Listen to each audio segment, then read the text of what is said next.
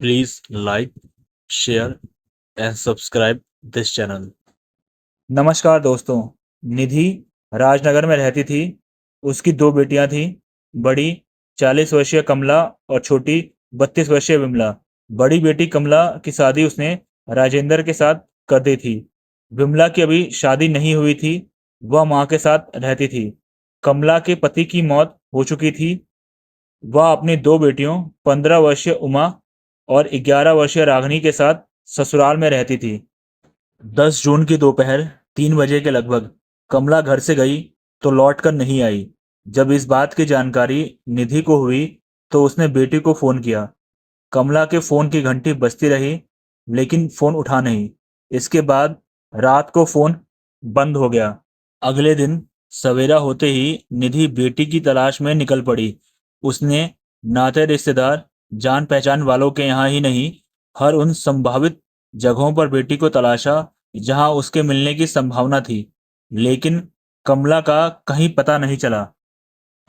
कमला का कुछ पता नहीं चला तो निधि ने थाना में उसकी गुमशुदगी की रिपोर्ट दर्ज करा दी। बीती रात से ही कमला का फोन बंद था, इसलिए थाना इंचार्ज ने कमला के फोन का नंबर एक सिपाही को देकर ड्यूटी लगा दी थी कि वह लगातार कमला के नंबर पर फोन करता रहे। उस सिपाही की मेहनत रंग लाई और शाम को कमला के फोन की घंटी बज उठी। उसने यह बात थाना प्रभारी को बताई तो उन्होंने अपने मोबाइल से कमला के उस नंबर पर फोन मिला दिया। तो इस बार फोन रिसीव कर लिया गया। फोन रिसीव करने वाले का नाम राज था। उससे कमला के बारे में पूछा गया तो उसने कहा, मैं किसी कमला को नहीं जानता। यह फोन भी मेरा नहीं है। मैं बस से देवली जा रहा था तो बस में सीट के नीचे से मुझे यह फोन मिला था। कमला का फोन लावारिस हालत में बस में मिला, यह बात थाना प्रभारी को समझ में नहीं आई। 12 जून को कमला की बहन विमला ने थाना प्रभारी को फोन करके बताया, सर मुझे संदेह है कि मेरी बहन कमला के गायब होने के पीछे उसके देवर जितेंद्र का हाथ है, क्योंकि वह मेरी बहन से दुश्मनी रखता था। मुझे पूरा विश्वास है कि उसी ने मेरी बहन को अगवा कर कहीं छिपा दिया है या फिर उसकी हत्या कर दी है। इंस्पेक्टर जितेंद्र के बारे में पूरी जानकारी जुटाने लगे। इस छानबीन में पता चला कि दो भाइयों में जितेंद्र छोटा था, जबकि कमला का पति राजेंद्र बड़ा था। उसका एक 17 वर्षीय बेटा था। लगभग 8 साल पहले किन्हीं कारणों से उसकी पत्नी उसे छोड़कर चली गई थी। इंस्पेक्टर ने कमला की दोनों बेटियों उमा और रागिनी से भी पूछताछ की थी। उन्होंने बताया था कि उस दिन उनकी मां दोपहर 3 बजे के आसपास चाचा जितेंद्र के बेटे के साथ गई थी। जाते समय उन्होंने कहा था कि वह चाचा से पैसे लेने जा रही है। इंस्पेक्टर ने जितेंद्र के बेटे को बुलाकर कमला के बारे में पूछा तो उसने बताया, बड़ी मम्मी मेरे साथ आई जरूर थी, लेकिन बीच रास्ते में उन्होंने मुझसे कहा था कि तुम चलो, मैं थोड़ी देर में आ रही हूँ।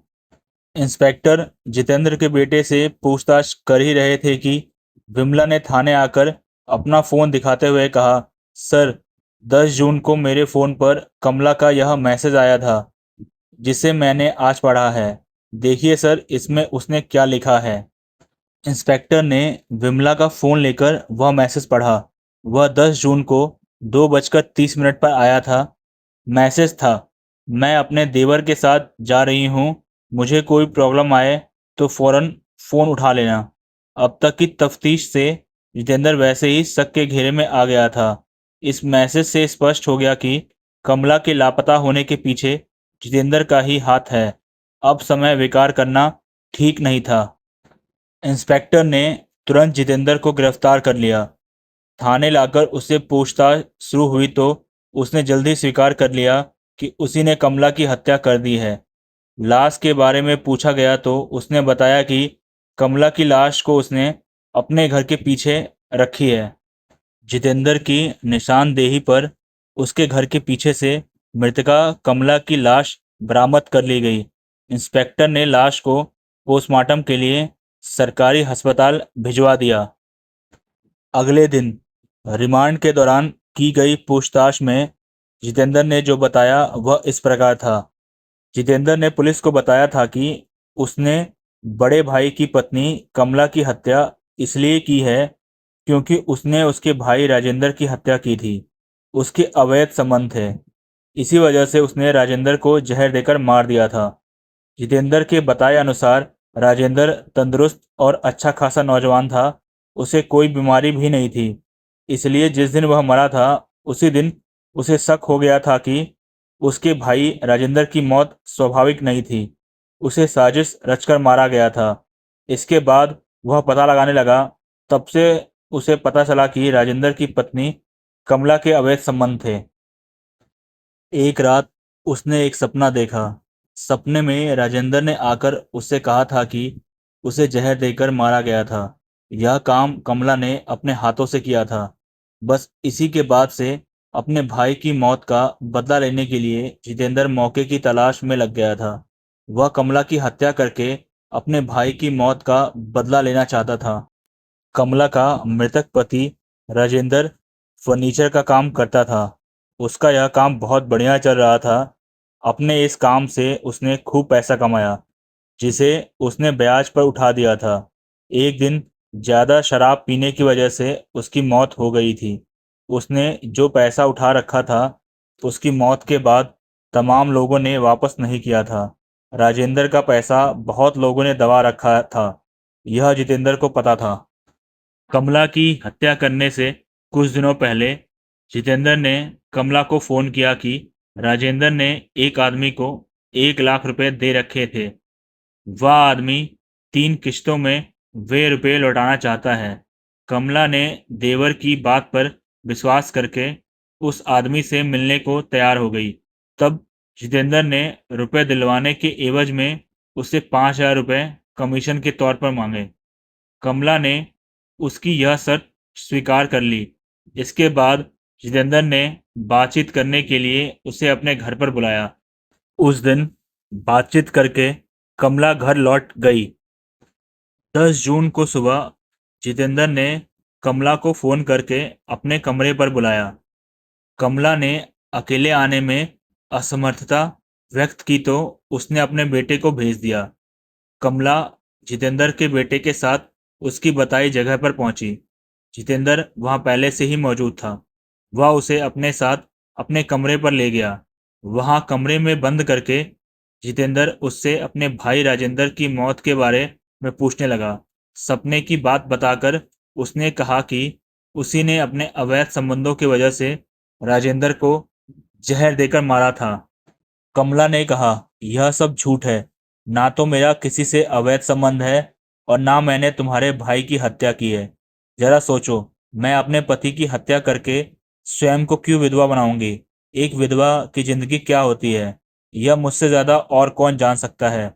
जिस पर तुम अवैध संबंधों का आरोप लगा रहे हो, वह मुझे अपनी बहन मानते हैं। कमला के रोने को जितेंद्र ने ढोंग समझा।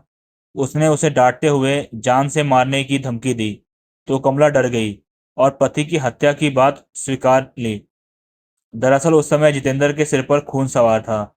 उसकी आंखों में हैवानियत नाचती देख कमला डर गई थी।